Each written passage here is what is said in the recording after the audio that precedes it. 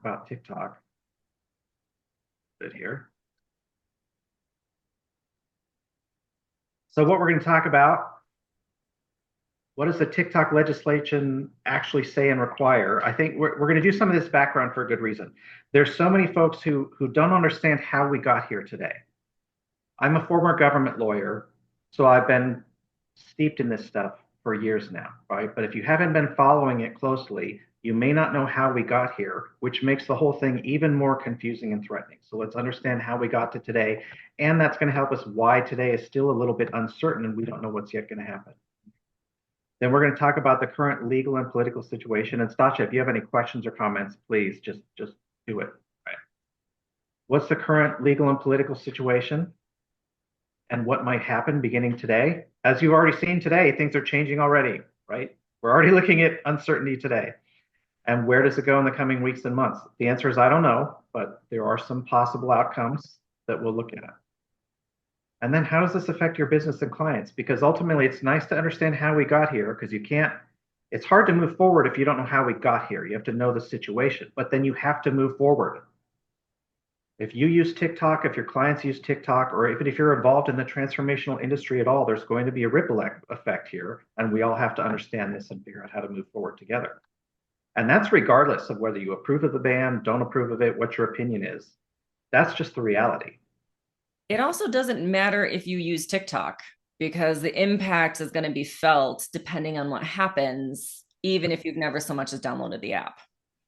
No, I totally agree. Because personally, I don't use it for my own reasons, but I have clients who do, and so I'm already getting questions today, Yeah. and their clients use it. So let's do this background. What does the actual TikTok legislation say and require? And I will say we like to use the. I'll probably keep using it today again. We use the term TikTok ban. I put that in air quotes. Okay. It is not literally a TikTok ban. That is the colloquial phrase we've been using to describe a much more complex situation. But even the Supreme Court, in its recent opinion, they were fine. They were like, yeah, the effect of it is to kind of sort of ban the app. So even the Supreme Court was like, fan, we'll just call it the TikTok ban for shorthand because you don't want it to say the TikTok legislation that does X, Y, Z, you know. So fine, we'll call it TikTok ban, even if that is an imprecise description of what's legally going on. So to understand the legislation, we have to understand about TikTok's ownership structure a little bit because there's a lot of confusion. And even Stasha, you pointed out one of your posts, there's nobody seems to know, right, who owns TikTok, or at least not in the common parlance, right? So And in fact, who's built TikTok from the beginning is who another built it part and of it. where it came from, right? So and this, even this, I'm going to give you this simplified. TikTok's ownership structure is stunningly complicated. If you look into the legal briefing in the court cases, I could make pages and pages of giant flow charts. It's a very complicated ownership structure. So I just everybody know I've tried to break it down because I don't want to bore you guys. To me, I find it fascinating, but I'm a legal nerd, right? So I'm breaking this down to be just the very basics. I've skipped lots of intermediate steps here, just so you all know. Right. So we have ByteDance turns out to be the key company. We keep talking about TikTok, but the actual target of the law is ByteDance. TikTok is, in a sense, a collateral damage to the law that targets ByteDance. It's just that TikTok is the one we're most familiar with. Most of us don't deal with ByteDance on a daily basis, but the target of the law is really ByteDance.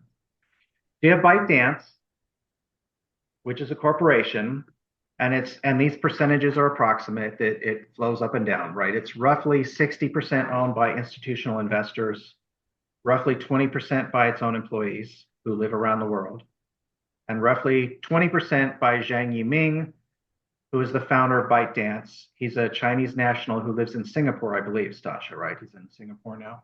Well, the CEO of TikTok is not Chinese. He is Right, just you're right. The CEO of TikTok America is definitely right. not Chinese. Right. Yeah. So Zhang Yimin is the 20%. No, so he's the largest single shareholder in ByteDance, Mhm. which becomes important because he's the Chinese national living in Singapore, and that's where some of this concern comes from. Now, ByteDance, they own lots of apps around the world. Apps in China, apps in the US, apps in Europe, you name it. They own hundreds of apps around the world. ByteDance is basically an app and website developer.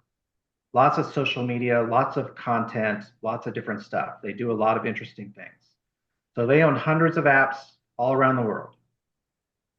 They also own 100% of the company we call TikTok Inc.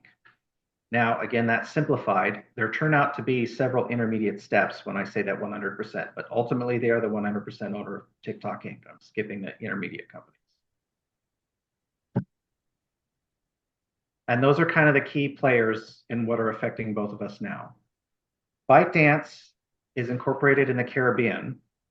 They're headquartered in the PRC. But PRC is shorthand for People's Republic of China, the formal name for the Chinese government.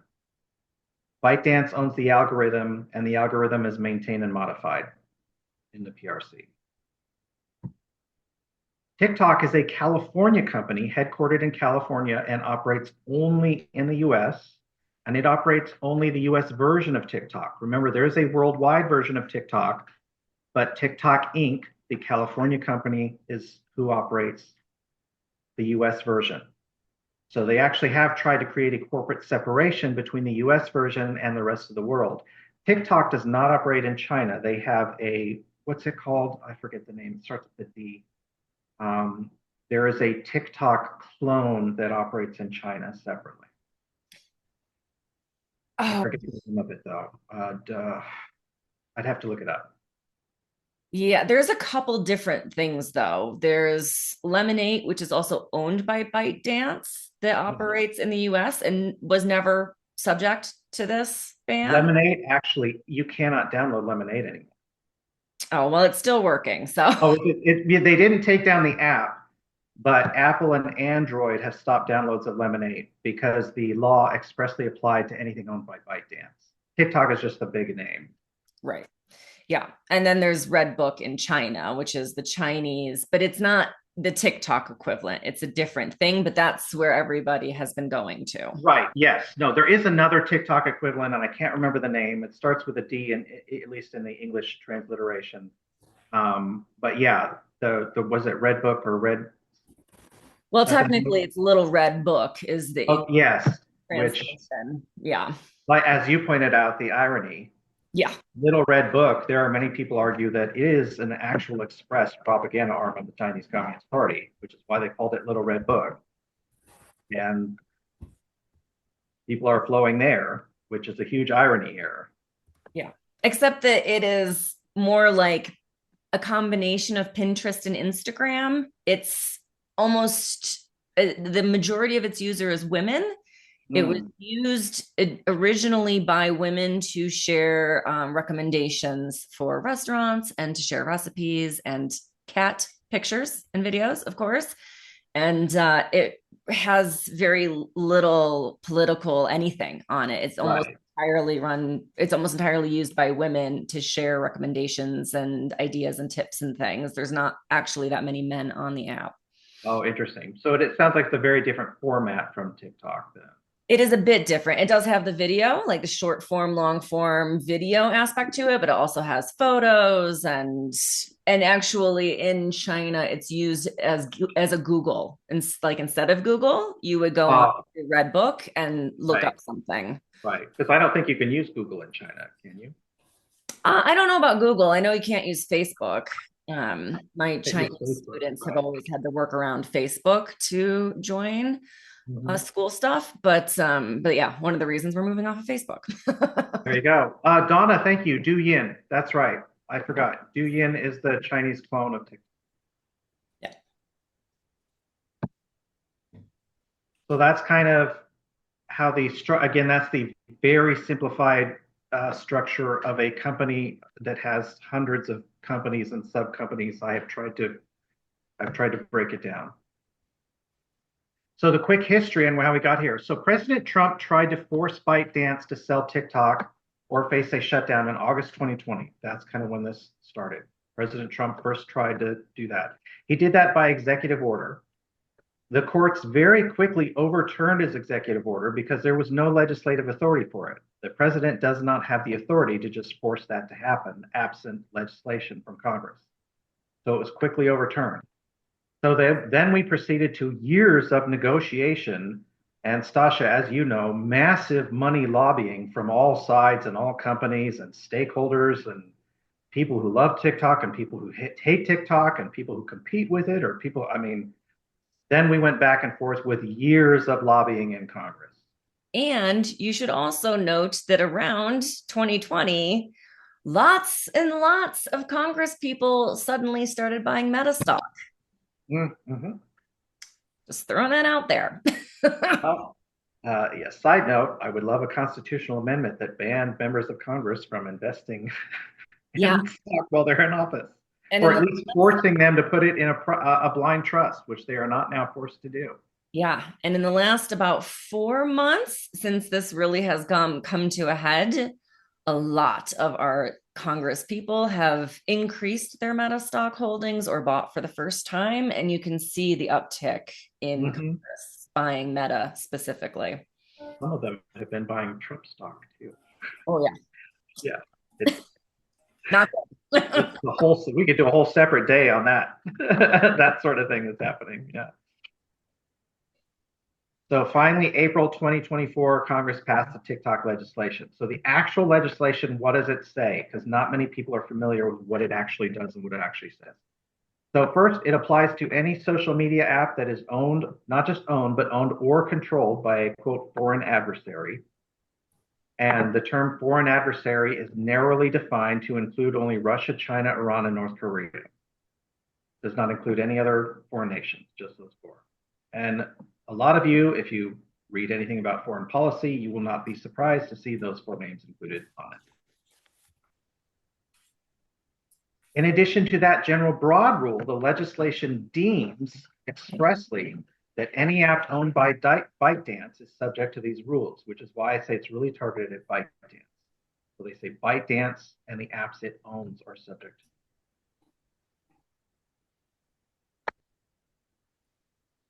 So any app subject to this, it has to obtain US ownership by January 19th, 2025. Hooray, that's today. Or face various legal consequences that start kicking in. So what they were really trying to do is force ByteDance and any other similar foreign parent to divest themselves of these apps and sell them to US owners.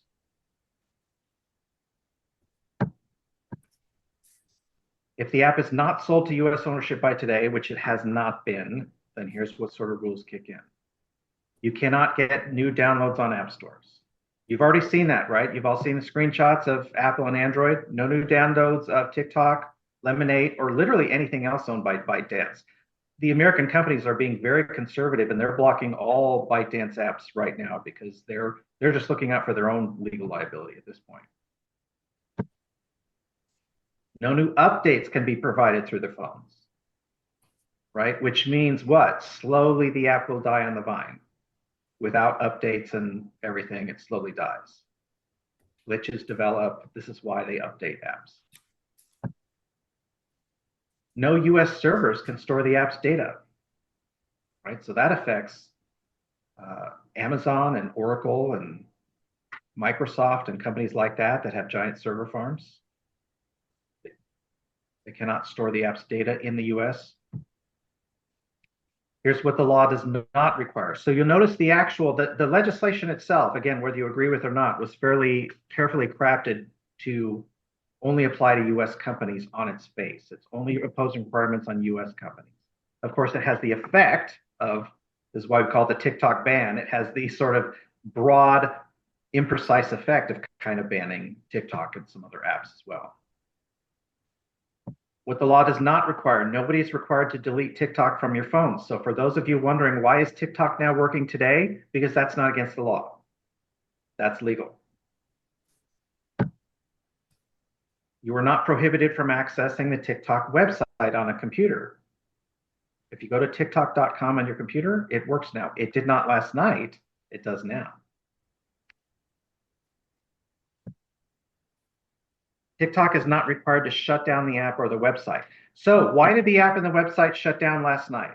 The law did not require that. ByteDance chose to do that. And I think, Stasha, did we talk about this before we started the recording and the live stream?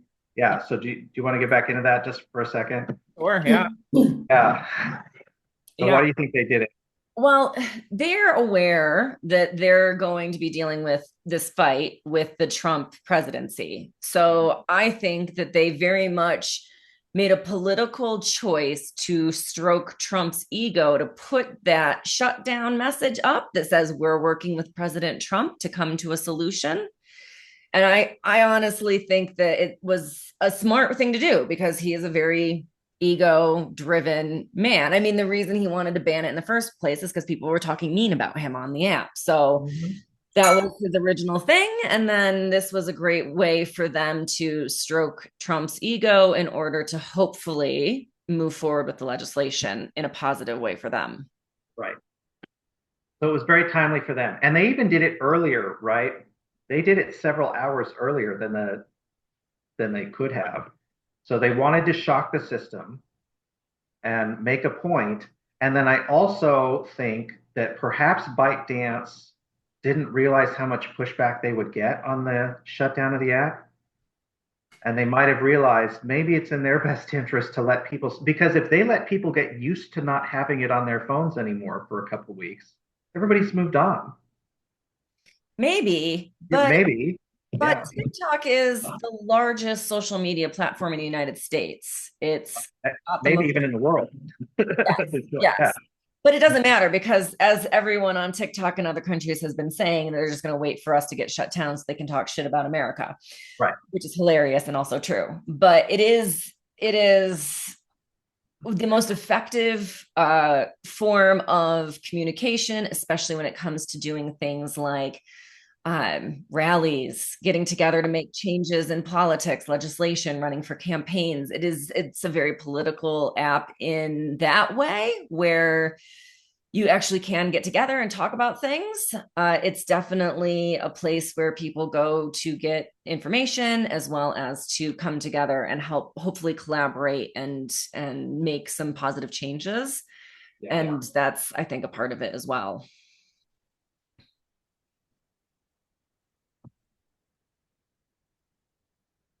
So I don't know if anybody has, I haven't checked the Facebook. I don't know if there's any chat in there, but I mean, Stasha, do you have any questions or?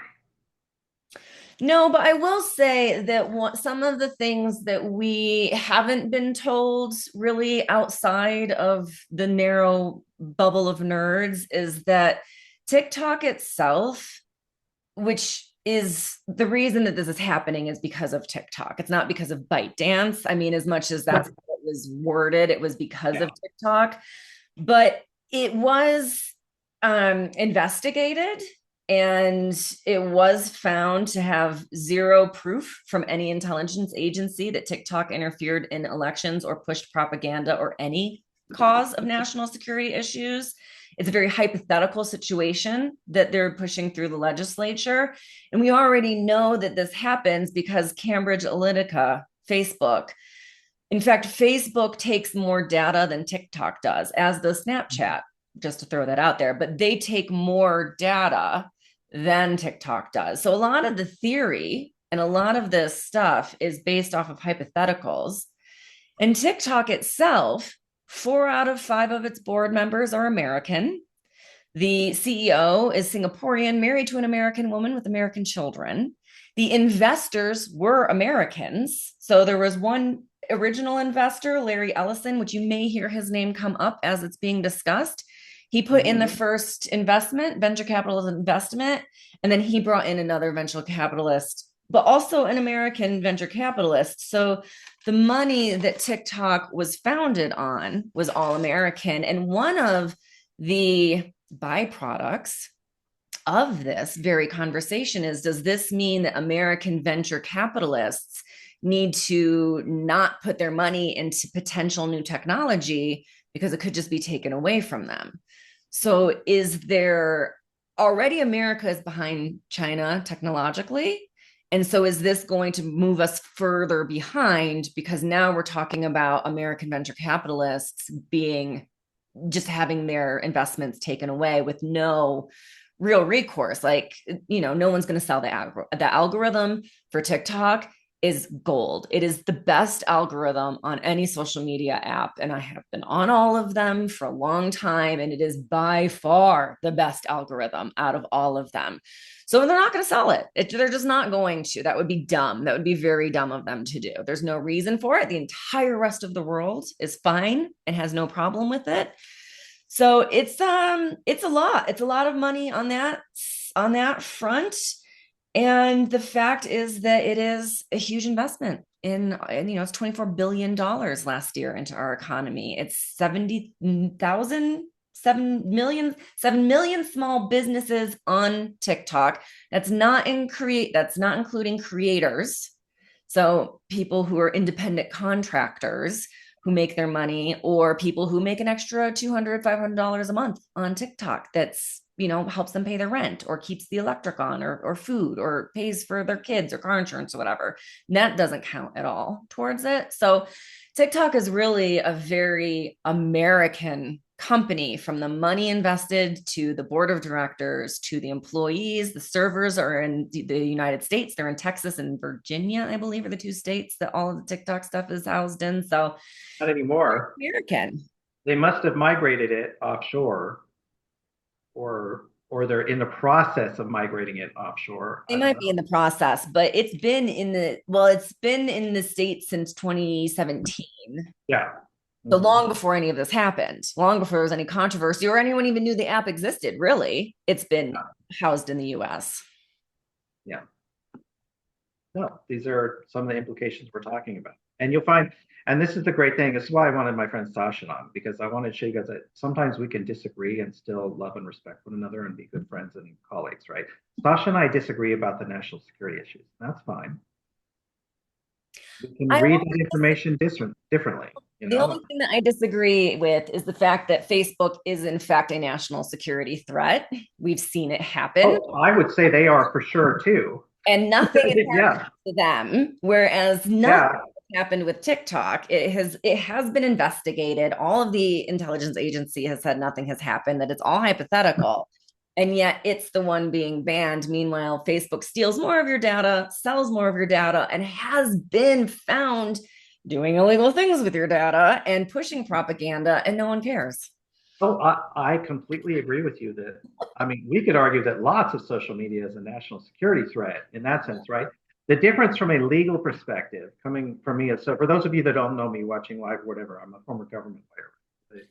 The difference for me from a legal perspective is that Facebook is there's no question it's an entirely American company with American ownership, and which means Facebook has First Amendment rights. TikTok, the company, has First Amendment rights. ByteDance does not. That's the big difference from a legal perspective and why this came out differently, because foreign companies do not have First Amendment rights in the United States. The way you could not enact this same law against Facebook, except perhaps in time of shooting war, maybe. Maybe even then it would be hard to do it with an American company. But it's American companies have rights that foreign companies don't. That's just the way the American law works. It's the way the Constitution works. It's just how it works. So that's why the Supreme Court, and we'll kind of get to some of this in a few minutes, right? The legal situation. It's why the Supreme Court, when they came out unanimously and said the law passes muster on the Constitution, they said this is a very narrowly tailored opinion that applies only to ByteDance and its subsidiaries. They did not want anybody thinking that this opinion was going to apply to anything else. And that's probably how they got unanimity on the opinion. I think if it were broadly tailored, this would have been a much closer 5-4-6-3 case. But they were able to get unanimous by saying we're going to do it just in this category. Except that it sets the precedent. So whether this case or not, it does set a precedent that, I mean, in a global world where our Congress people don't understand Wi-Fi, making laws, Or Congress, chemtrails or right, it doesn't understand Wi-Fi, doesn't understand that Singapore is a different country, that it's its own sovereign country. Like, our leaders are humiliatingly dumb. I hate to say that, but it's just true these days. But they don't understand it, and so now they're passing laws and legislation and things that it sets a precedent. So what happens next? I don't know. Because it does say that you can do it, right? So now what's to It says say you can that, do it under this and analogous circumstances. right? So what's to say that, the US is supporting a coup in some country and decides that that country, everything should be blacked out, right? Or whatever, for whatever. There's a million Well, different, hypothetically, the Islamic Republic of Iran could buy Facebook, right. and Facebook would then be functionally banned in the United States.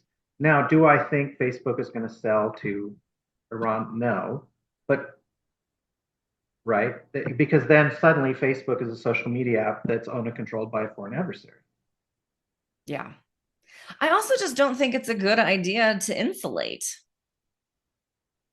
I mean, one of the things that this has done is millions of people have flocked to Redbook, right? Right, which, as I said, I'm personally more worried about. I mean, have you I bought mean, anything from Temu? Have you ever been on Facebook? Have you bought anything? Like China already has your data. Come on. But that said, a whole lot of Americans are finding out that China, our mortal enemy, has advanced technology, universal health care, almost zero homelessness because there are no property taxes, that most people pay a 4 to 7% income tax, and that the wealthy pay more. They have a higher income tax the more wealthy you are.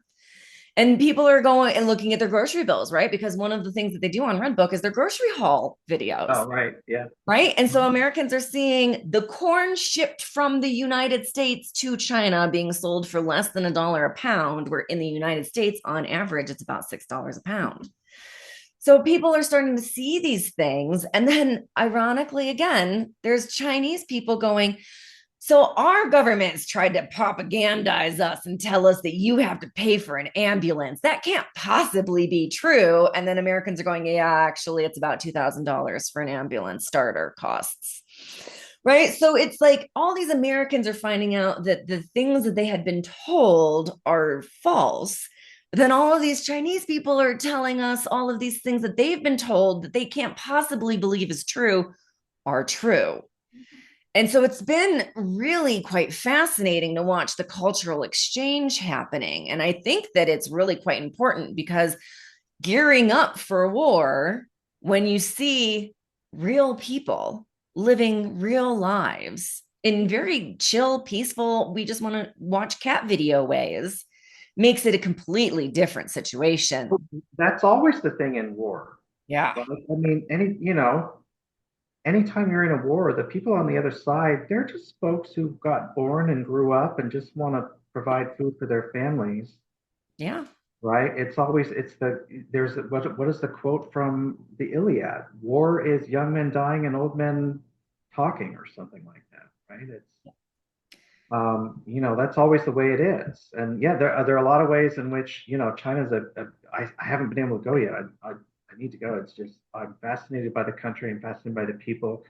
I have so many friends of Chinese descent here. Mhm. I would love to go and visit. And then, of course, there are things in China that I would not like. I mean, you could literally go to jail because I could say, I don't like Xi Jinping, and they can just arrest you and put you in jail. There's nothing you can do about it. If you're a Uyghur, life is not great in China right now. There's So nothing there. China's done that is not in the US history Oh, or even current history. oh, That's the other argument, right? Like what do you mean? Do we have racists in the United States? Have we oppressed the internment people because camps. of their? We've never had internment camps here. No, no, we would never oppress the people because of their ethnicity. Yeah, and I will say my friends who work in the Defense Department have said it's just an open secret in the Pentagon that we're going to be at war in the next 2 or 3 years, and they're all preparing Right. for it. That's the Mostly because we have a defense pact with Taiwan, and China already has an effective blockade around Taiwan, and they're like, well, then if China invades Taiwan, at that point, do we have to think, do we just give up Taiwan, or do we shoot missiles at them over it? And I don't know what the right answer is. I don't, Taiwan succumbing to Chinese control, I think is not great for us or for the world. And going to war with China is also not great for us over the world. None of it's great. There's no good outcome there. No, and there's no good answer. But Yeah, the isolationism, the resisting cross-cultural exchanges, that's not a good idea either. right. Well, and the isolationism, I mean, in my mind too, side note, is so much is what goes into we should be defending Europe from authoritarians. I'm like, these are our democratic allies. Why would we not go to defend? What's the point if Yes. we're not going to defend them, right? Yeah, exactly. Yeah. So no, I mean, that's where Stasha and I really come together is the understanding and the the exchange and not living in our bubbles, right? Yeah. Oops. I will say AOC is working on legislation that could make all of this moot. She's working on a data privacy legislation act that would apply to every app, no matter where it's housed, no matter what country it's from, none of that. Like it would be a blanket statement, which can make all of this completely moot. I would love that, right? Because that's a big problem is TikTok tried to do a national security agreement with the government to avoid all this. Before the legislation was passed, even years ago, they said TikTok basically said we pinky swear we won't give your data to China, and the government was like, we have no way to enforce that. We're just relying on your promise, right? But if we have legally enforceable ways of dealing with that, it could. You're right. It could make the whole thing moot. Right. And I mean, I personally would like to see that because, as we already know, our American tech companies are selling our data to anyone and everyone that wants to pay them. Facebook gave our data to Vladimir Putin, Yeah. so I mean that's not great. Yeah. So it's that's the thing as well. Like I see a lot of people talking about, well, I'm so glad I never downloaded TikTok. And I'm like, but you're on Facebook saying that. Mm-hmm. And Facebook takes more data than TikTok. So you're saying that, but the fact of the matter is you've given far more data using Facebook than had you signed up for TikTok. So there's this real disconnect in the reality of the situation. This is great. I'm so glad you're here. It's been no fun if I'm just lecturing at people.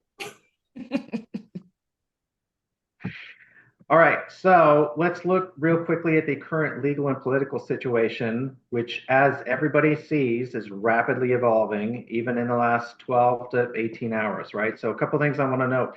The legal situation is fairly clear and settled at this point. There is just not a lot of dispute on the legal situation. We had a unanimous opinion from the DC Circuit Court of Appeals. We have a unanimous opinion from the Supreme Court.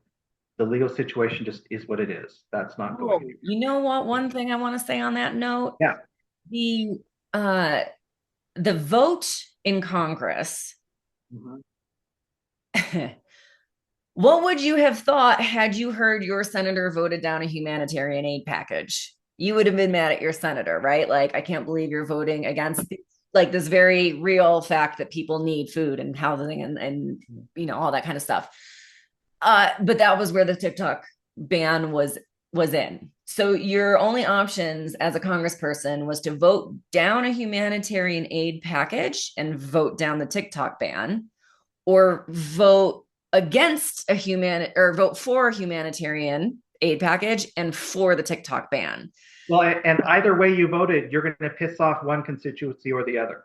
Right. And at the end of the day, I Yeah. can't see many Congress people voting against a humanitarian aid package. Like that would have made headlines. This And is also just how Congress does things anymore. This is, again, I need to run a whole separate webinar on how Congress operates nowadays. Everything's in a giant omnibus bill. That's another constitutional amendment I would love to see, is to have a germaneness requirement. I worked in the California legislature for years, and you can't do that. And every subject has to be separated out in separate bills, so you have to vote on it separately in California. And a lot of states do. In the federal government, you could pass all your legislation for the whole year in one bill. yeah. And people need to start going, well, that seems like a weird vote. Was it tied to something else? Was it in another thing? Like instead of just taking things like, oh, they voted down TikTok and they voted for human rights aids, you would never think that that's the same bill, but it is. So when you see votes coming out, you need to not just go, oh, they voted against this one thing. You need to look at was it in another bill? Was it packaged in something else? Was it, the very last dot point on a major something else? And Hmm. see before you take something at face value, because a lot of legacy news media is reporting it as a unanimous Congress bipartisan vote when that's not really accurate. Well, that's never accurate. No, it's not. I mean, we just did a funding bill a few weeks ago for the government. That funding bill is 1,500 pages long, and you could pick something out and say, "How dare you vote for page 183?" And they're like, "Well, I didn't, I liked the rest of it. What was I supposed to do?" Right? Exactly. So some of this actually is good in the way that we're new people are learning what you need to be looking at when something is happening legislation wise. Yeah. So the legal situation, as I said, in the courts is settled. It is what it is now, unless we get new legislation. But for now, absent new legislation, we have a unanimous decision from the DC Circuit and the Supreme Court both, that agree that the legal situation is settled. The political situation is a giant mess right now. A giant mess. Democrats, Republicans, Biden, Trump, and even ByteDance, every party here, they're all like the dog who caught the car. You guys know about that story? The dog who caught, chased the car, then you caught the car in the car, and you're like, oh shit, I caught the car now. Now what do I do? Every party here, the politicians, the companies, everybody, it's the Democrats are not pure, the Republicans are not pure, ByteDance and TikTok are not pure. Everybody's made mistakes along the way, and they're all like, "Oh crap, what do we do now?" So every U.S. politician seemed to just assume that ByteDance would sell the app as required by the law. They just all thought ByteDance can pocket a couple $100 billion. Why don't they just pocket the money and sell the app? This is where you get conflicting reporting about whether the Chinese government prevented it or not. My friends who work in national security seem to think the Chinese government did stop the sale. There's other public reporting against that and for that. I don't know the answer. I've not seen the classified briefings, and my friends who have obviously can't show them to me, so I don't know. So everything I have is second or third hand in that respect. Yeah, everything on this you have to treat as a conspiracy theory. It might be true, it might not be, and you Might just be true, it might not be true. Yeah, exactly. But I have friends who work as legislative liaisons for the Pentagon, and they seem to think China blocked it. But again, I don't know where they can't tell me where they got that information, right? It's not like they could bring the documents home. They go to jail for that. So I don't know. right. And at the end of the day, the person who owns this very lucrative algorithm has no reason to sell it. They don't need to. Again, the Right. rest of the world is using it just fine. Yeah, it may very well be that it's both, that ByteDance is under both commercial and political pressure not to sell the app. But these are not contradictory things. They can be under pressure from both sides, right? ByteDance, from what I can tell from following the court cases and reading the briefings and listening to their lawyers' press conferences, ByteDance really thought they were going to win the case. I mean, they were convinced they were going to win the case, and I think they were shocked that they did not. They were especially shocked that it was 9-0. Um, Personally, I was not shocked that they lost, having read the briefings, and especially once I saw the DC Circuit opinion. I was like, oh, they're going to lose at the Supreme Court. But, again, people can disagree on the First Amendment issues. There are lots of super smart people on both sides of that. I've listened to both of them, and I don't know entirely what I think. But I was not surprised they lost.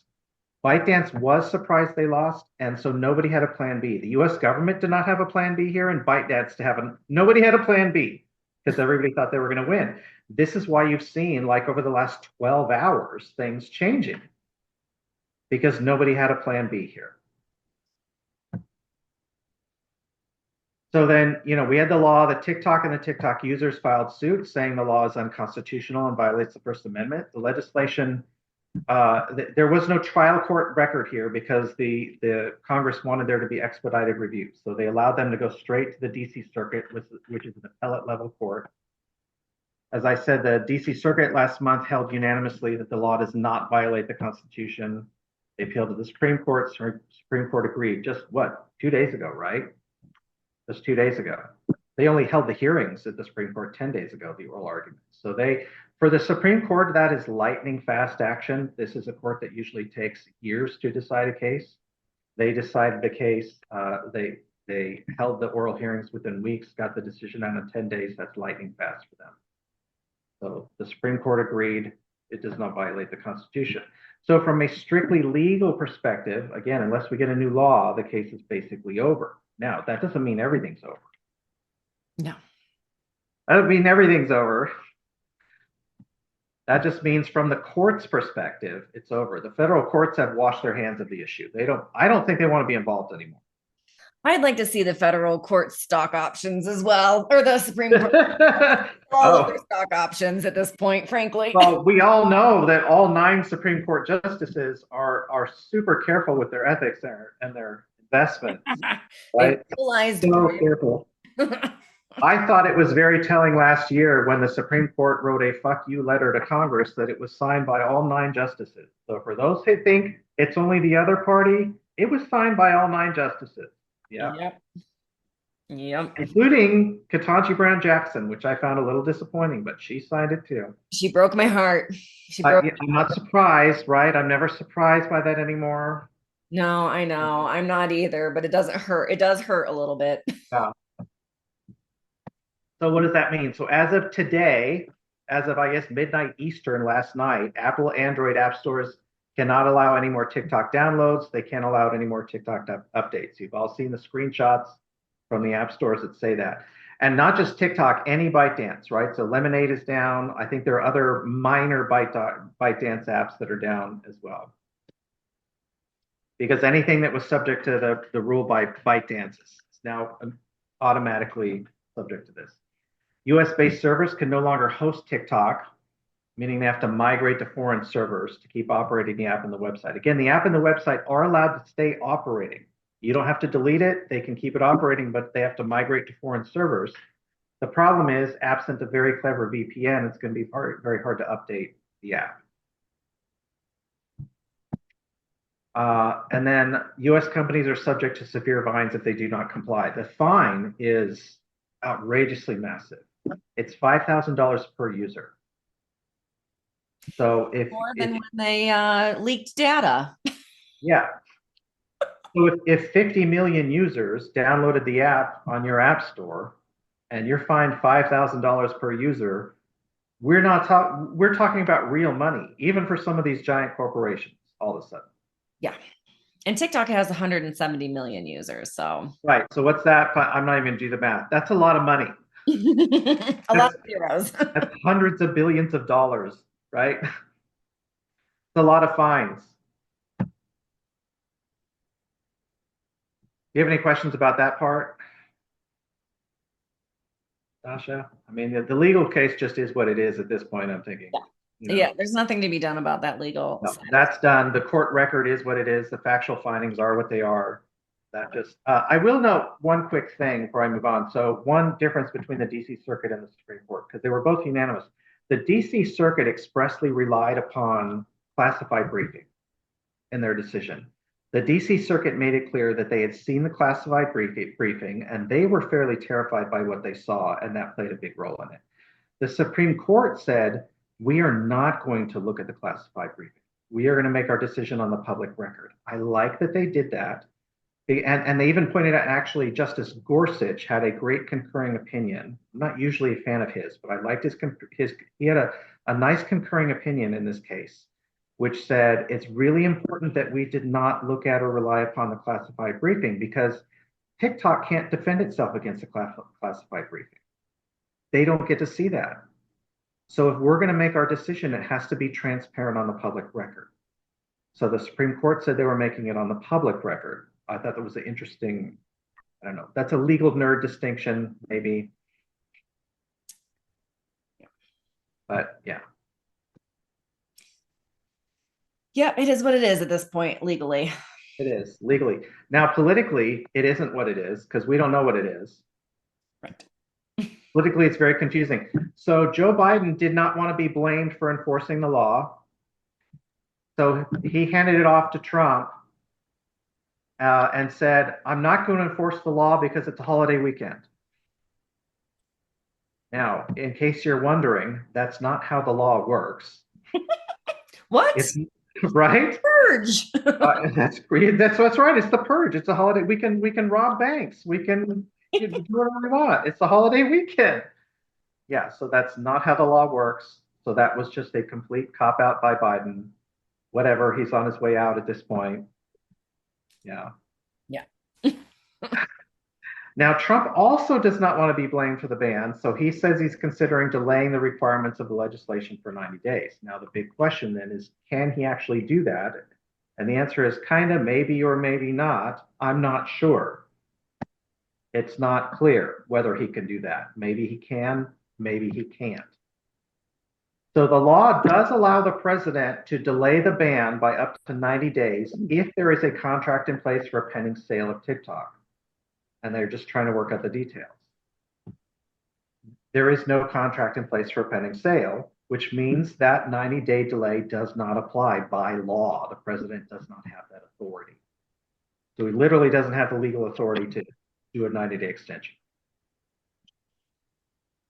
His alternative, which he originally was saying last week he was going to do the 90-day extension of the law. Now he's just saying he's going to issue an executive order that says we won't enforce it for 90 days.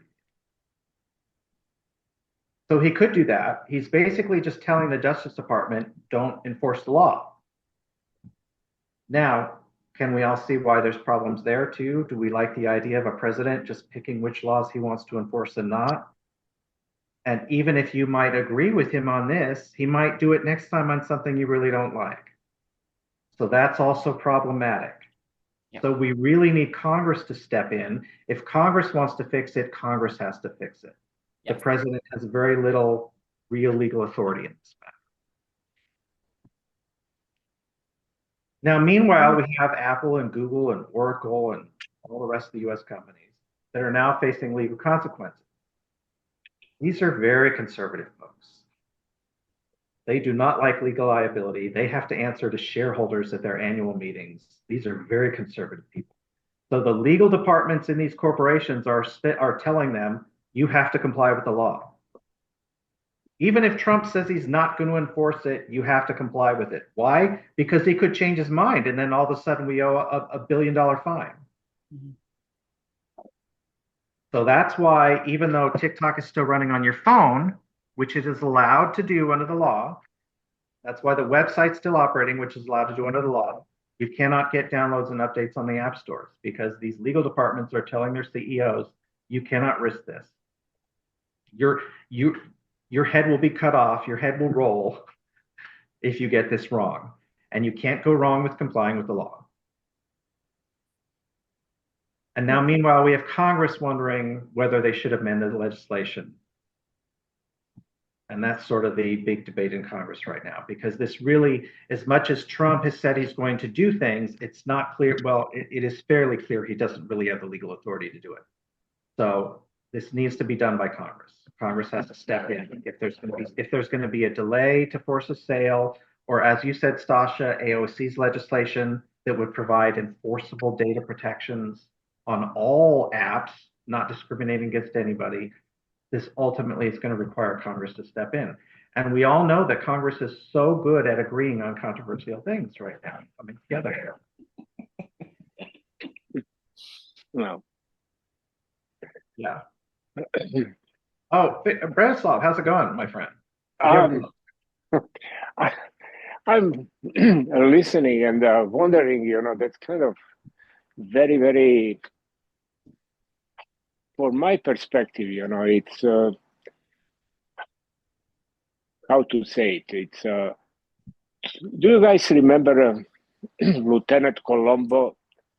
How I summarize all our now representation, constitution is who was old enough and remember these movies was the police detective Columbo. Correct. Yeah. Follow the money, Yeah. Everything finally finished. But now open completely different discussion, and I'm not gonna confuse the situation even more, it's very sad for me, that everything in this country, becoming money, decision made by on that principle. Mhm. And money is a fiction. Money is not a natural human law here. Money has value because we agree it does. Correct. Uh, but what to do, it's gonna have consequences. It's where we are. Yeah. And I Oops. Oh, sorry. I think I unmuted him too quick. I'm sorry about that, Brandon. Stasha, so would you like to talk a little bit about what people can learn for this and what do we do with our businesses and how do we help our clients? And Yeah, this is the thing that I don't think people are quite putting together, is that this isn't just, oh, this app doesn't exist anymore. It's $24 billion in the US economy. It was set to double, if not triple, in 2025. It's 170 million users. A lot of them make money on that app, and all of them are losing their revenue, job, income in the same day. right. So we may have a week or two while the app still functions as they're moving the servers and all that stuff, but it will quickly cease to function. So it's a huge in an already struggling economy that's doesn't seem to be getting any better. The current new incoming administration doesn't seem to be doing anything that will help boost the economy. We'll see. I mean, fingers crossed, but it doesn't look like that it'll be doing anything to help the economy. So far, the legislation is just to give billionaires more tax breaks, but we'll see. So that means that the people who buy from you're not on TikTok. You have nothing to do with TikTok, but the people who buy your product don't have any money now. They've lost their income. They've lost their secondary income. They've lost their side hustle. They just don't have the money to buy anything outside of groceries and housing at this point, which is already a struggle bus for a lot of Americans. So we have an ever increasing homelessness rate, an ever increasing medical debt, an ever increasing bankruptcy. Like everything is just getting worse and worse. So this is going to cause an enormous economic change, whether you use the app or care about the app at all. So your clients may not be able to be your clients anymore because they can't afford you. They can't, all of these things are happening. So it's going to be one of those ripple effect things that may very likely affect you, whether you think it will or not. It also could potentially be affecting your clients, right? You have clients that have used TikTok for their marketing. And I mean, I don't know if we all remember this, but Facebook and Instagram, Meta has gone dark more than once over the years where the apps just disappeared for 24 hours. And if your marketing is entirely based off of one platform, as we now know, any platform can go dark. Any platform can be caught up in a scandal. Any platform can be fined. That's all happened to Facebook. Yeah. Now we also see an app being banned. So it's something that you're putting all of your eggs in one basket is not a great idea. And social media's marketing is only one of hundreds of marketing tools out there. So this is the situation where what are you doing to divest your marketing, to divest your income streams? Diversify. What's that? Diversify. Yeah, absolutely. Yeah. Diversify. So what are you doing so that you're not, having all of that one thing in that one place? Now, a lot of the people on TikTok have been pointing people to their YouTube channels, to their Instagrams, to RedNote, to other places in order to, keep their communities. And that's another thing, is that a lot of our clients are going to be losing their communities. A lot of people have used TikTok because, again, the algorithm is so danged good. It is a place where you can book talk, cook talk, witch talk, nerd, like you name it. There's a community for it, right? There's a menstrual health community for it. I get a lot of the other countries doing research on endometriosis, menstrual disorders, all these sorts of things off of TikTok because they're not on the United States social media apps. There's not a lot of talk. What you see on Instagram has been pulled off of TikTok almost every time. What you see on Facebook has been pulled off of TikTok. The international networks, right? So there's a lot of education, there's a lot of community, and all of that is very quickly being pulled out from underneath people. So a lot of people are that safety, that security, that community that has helped people. There's one follower or one person that I follow on TikTok who lived in a state as a trans person that went through and did all of the trans bans and the bathroom things and everything and fundraised off of TikTok, just asking the community help them move and get to a state that was safe for them to live in. So a lot of people have used TikTok for their safety, right? I live in a blue state right next to Texas. We have a lot of people who've used TikTok to ask, hey, is New Mexico a safe place for me as a trans person, as an LGBT person, as a woman who can give birth, as a person who can get pregnant? Like, so a lot of this stuff. I live in California. People are flying here from all over the country to get medical care and things that they can't anywhere else. Yeah. Yeah, A lot of exactly. that is arranged on lots of different social media, including TikTok. Yes. And a lot of those same people who are running for office are used TikTok to fundraise at a grassroots level.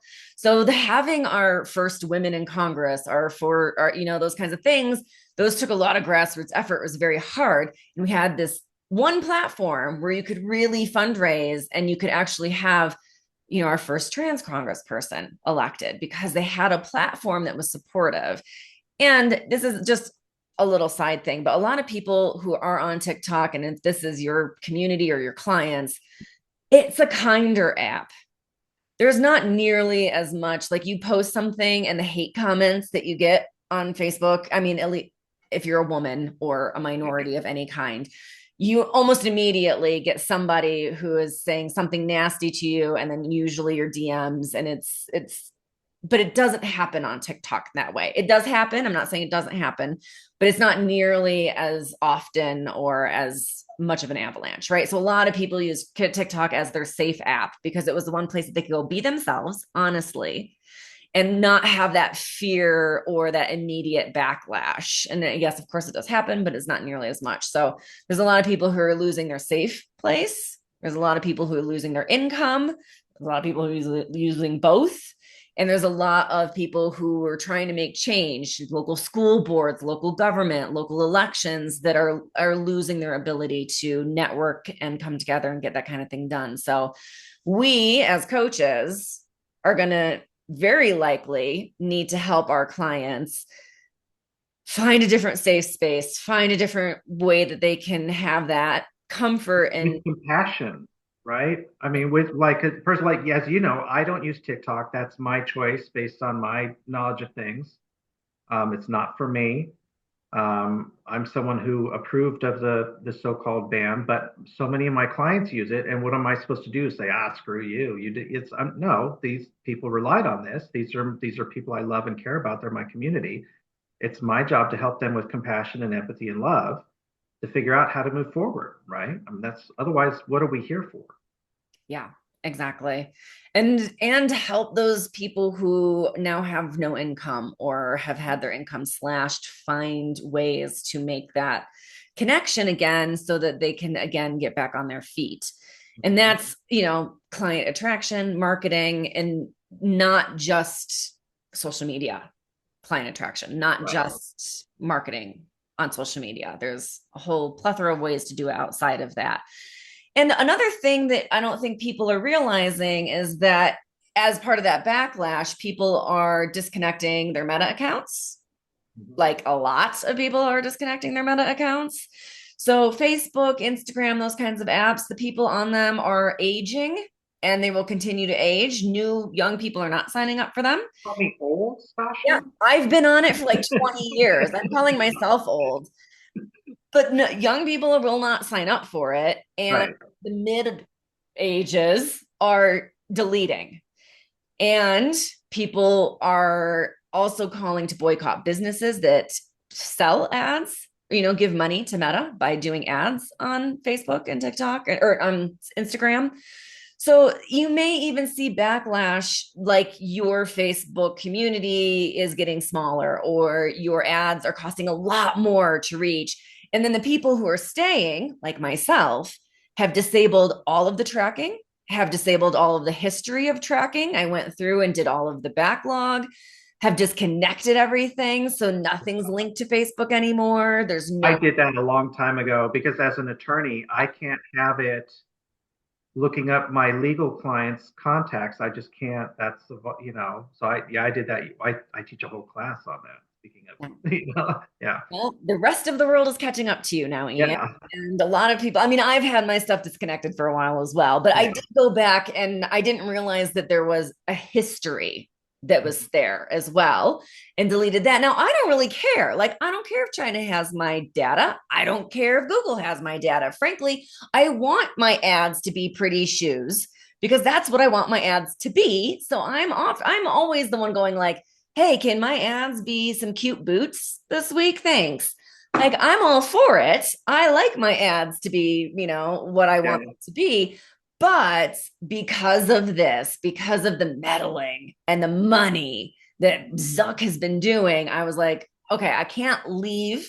I have family, international friends, those kinds of things. I don't want to leave, but it's not on my phone. It's not something I'm going to check in on every day. I'm moving my business communities off of Facebook. We're no longer going to have Facebook groups. We're going to move to a different app that's not a social media app. We're not going to be doing stuff on that, and no more ads. And you may see that your ads on those things are costing a lot more money, that the people who are signing up are not really your target audience. So like maybe you have an ad to something and you had a nice 70% conversion rate on it, but now your conversion rate's plummeting. It could be very likely because of this, because Oh, of. and that's not even just now. Just over the last 6 months, I've noticed my ads are more expensive than converting less on Facebook. I mean, it just now part of that may have been the election and political season, Yeah. but still, Yeah. It's and that's the other thing is that is your target audience people who are politically motivated? Like, are they people who want to see money out of politics? Are they people who want to see climate change, want universal health care, want these things because they're looking at Zuckerberg putting all of this money into the opposite? And now they're looking at the people who are paying for ads on these platforms and going, but you're giving this man money. I'm not going to do business with you.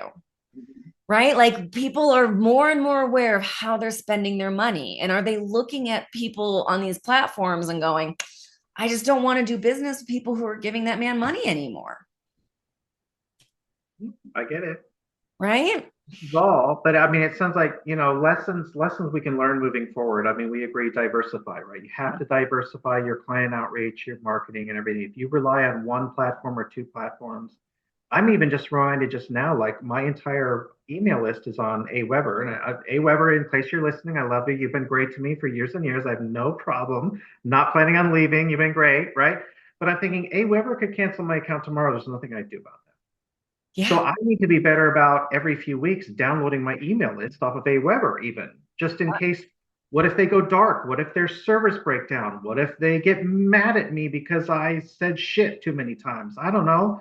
I mean, I have a monthly you know, alert, and it's something that I teach in the school as well, peer coaching school, to have a monthly alert to download your email list and then back up your hard drive. oh, there you Every go. month we have this process where we download our email list, we download anything we need, and then we put it and we back up our hard drive onto an external or some other source. So there's this monthly just in case, because again, Facebook has gone dark for days. And Yeah. I knew people when that happened that were in the middle of launches and their Mhm. entire launch fell apart in 24 hours because of that. Yeah. And then make sure you have a way to capture client information from your social media, right? I don't care if you're on TikTok or Instagram or Facebook or LinkedIn or whatever, right? You have to have opt-ins, legal opt-ins. You don't just steal people's information, but you have a way that you can send stuff out that says, if you want to keep working with me and hear from me, here's so we can opt in. You can capture their their cell phones, their email, that sort of stuff.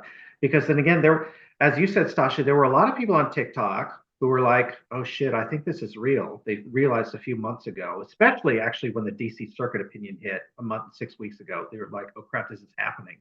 They started capturing it. Other people started doing it last April when the legislation came down. Some people just lived in denial that this is not real. It's really not going to happen until today. And they're like, oh my God, I lost all my client data. Mhm. Right? So you have to have a way to capture that because anything you have could be shut down at any moment. The only constant in the world is change, especially in the age of technology. The apps are going to come and go and come and go and come and go. Maybe TikTok is reinstated and we all love it. Maybe 2 years from now, we've all forgotten about it. And there's I mean, right? Well, I mean, just That could happen. look at Twitter and what's happening. Oh, Like it's yeah. committed. And that was like the most widely used social media app for a long time. And then it's, the algorithm changed with the ownership. For reasons. Yeah. And people have deleted and deleted and deleted and deleted their accounts until it's a shadow of the social media app it used to be. Yeah. So, I mean, I would say some big takeaways are diversify.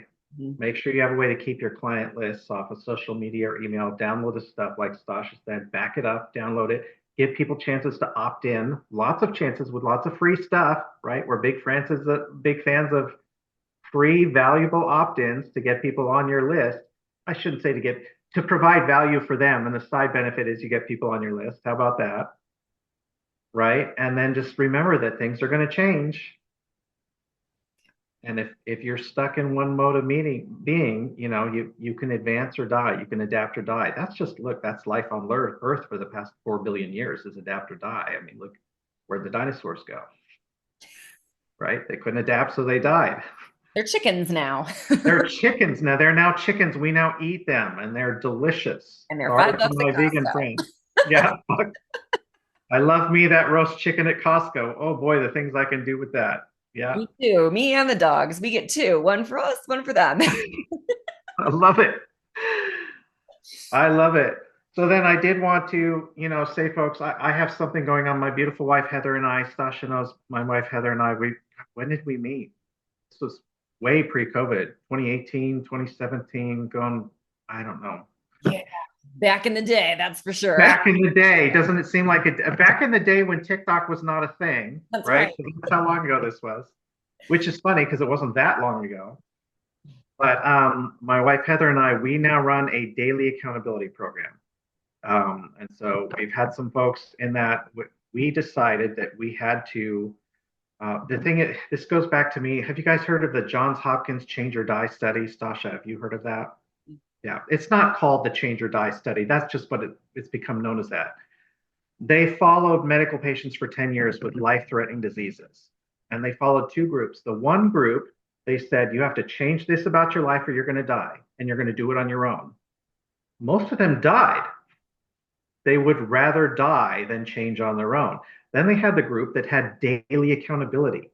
They lived because they did it together. So this is why Heather and I, for a little while now, have been running this daily accountability group.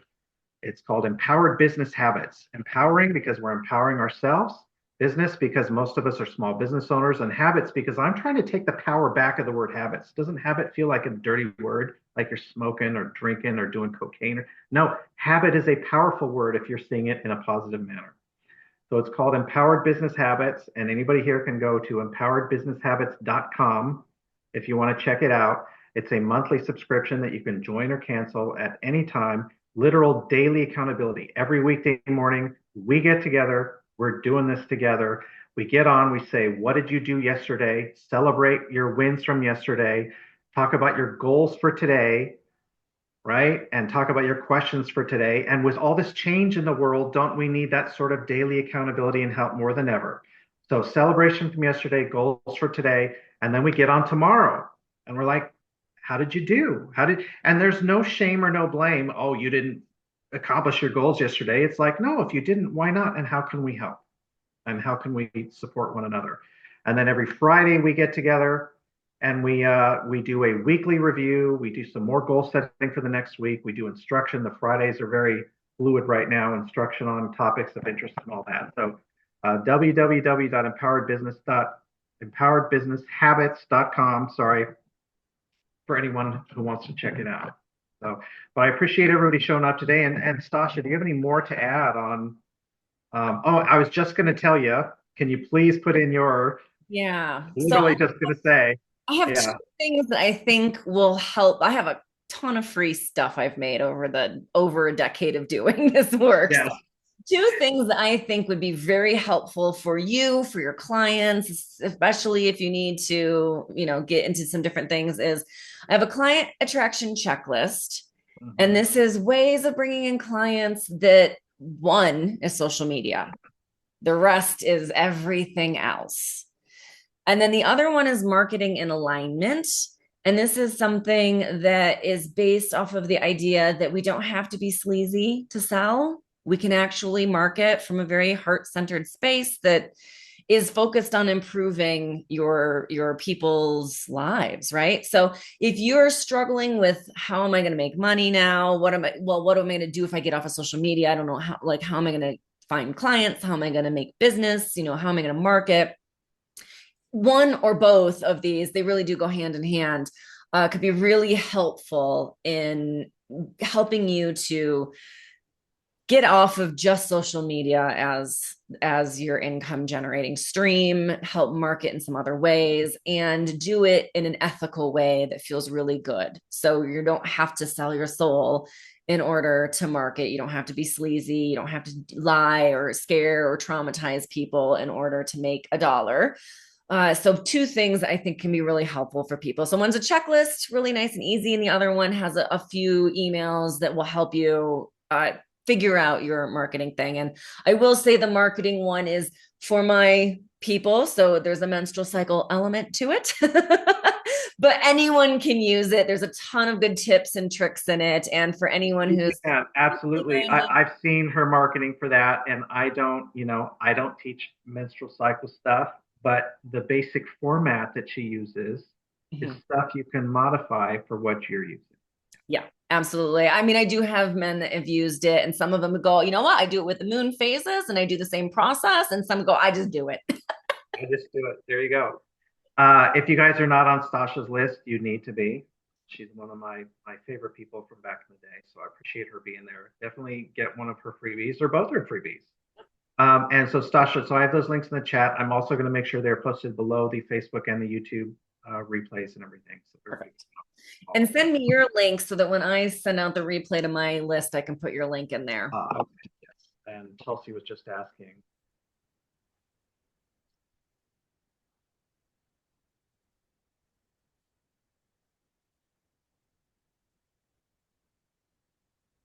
Excellent. Mm-hmm.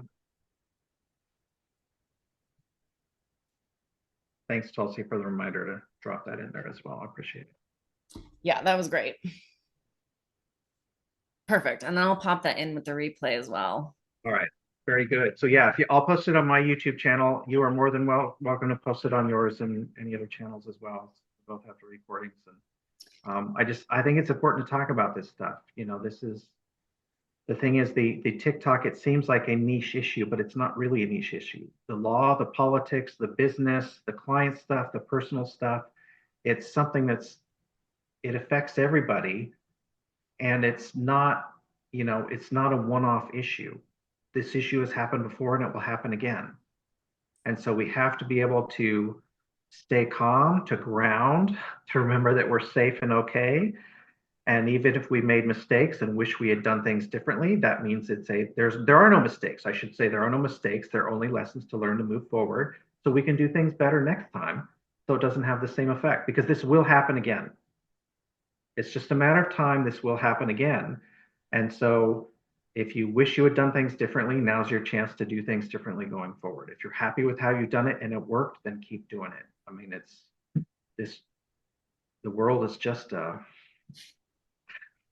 yeah, and go get off of social media. Go touch grass. Just, one of the things that I think I hope people take away from all of this is to just get off the scroll a little bit more, Mhm. go experience life a little bit more, and be a little more mindful of it. Go seek out different cultures, go seek out different opinions, go seek out different countries and people and communities. Go try get out of your own insular bubble and Yeah. see more people and more cultures and more of the world. No, I love it. Get outside. This is why I live half time in the mountains and half time on the water. I get the best of both worlds. I get to be outside. I get to walk my puppy outside. I get to ground with the fresh air. And and some of it, if you're not sure, for me as a foodie, if you're not sure how to seek out new cultures, go to new restaurants, right? New ethnic restaurants you haven't been to, but go to an Ethiopian restaurant, Mhm. you One of my know, go to favorites right there. You just nailed it. That's where we used There to you go. go. Ethiopian is great. Peruvian is one of my favorite dishes. Georgian food. We have a new Georgian restaurant in town, and I've paid them thousands of dollars already because I can't stop eating there. Who thought Georgian food was so good? I had no idea it was a thing, right? Uzbek food. Now we were eating Uzbek food. I mean, go eat because you meet people who are from those places. It's great experience. Yeah, go for it.